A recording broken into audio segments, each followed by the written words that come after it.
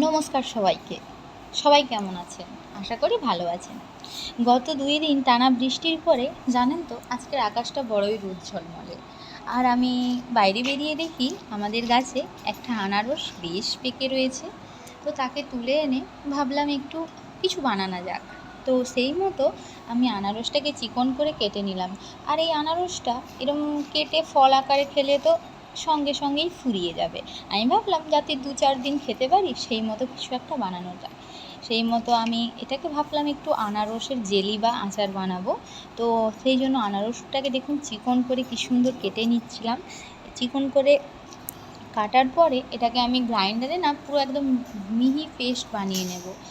মিহি পেস্ট বানিয়ে নিলে এই জেলিটা খুব সুন্দর হয়। আমি এগুলো আগেও ১-২বার বানিয়েছি, তো সেটাই আপনাদের সঙ্গে আমি শেয়ার করলাম। আবার এটা কাটার পরে আমি একটু খেয়েও দেখেছিলাম। স্বাদটা খুব খারাপ ছিল না, একটু টক মিষ্টি ভাব ছিল। তো এটা তারপরে মাঝে আবার আমার ভেটুও উঠে পড়ল, তাকে কোলে নিয়ে বাকি কাজটা করছিলাম। আসলে কি বলুন তো, মা হওয়ার পরে নিজেকে যেন আবার নতুন করে আমি আবিষ্কার করলাম। যে কোনো কাজ ওকে কোলে নিয়ে করতে হয়, না হলে যেন ও শান্তি পায় না। ও আমার কাছে থাকলে যেন বেশি কমফোর্টেবল ফিল করে। তো সেই মতো আমি তারপর ওকে কোলে নিয়েই কাজটা করছিলাম। গ্যাস জ্বালিয়ে গ্যাসে কড়াই বসিয়ে ওই পেস্ট, আনারসের পেস্টটা দিয়ে দিলাম।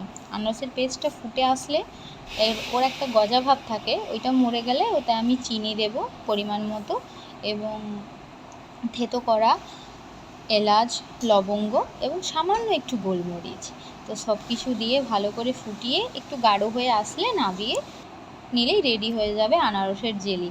তো আপনাদের যদি আমার এই ভিডিওটা ভালো লেগে থাকে প্লিজ লাইক করবেন, আর অবশ্যই সাবস্ক্রাইব করবেন, যাতে পরবর্তীতে আমি যা ভিডিও তৈরি করব সবার আগে আপনারা দেখতে পান। ধন্যবাদ।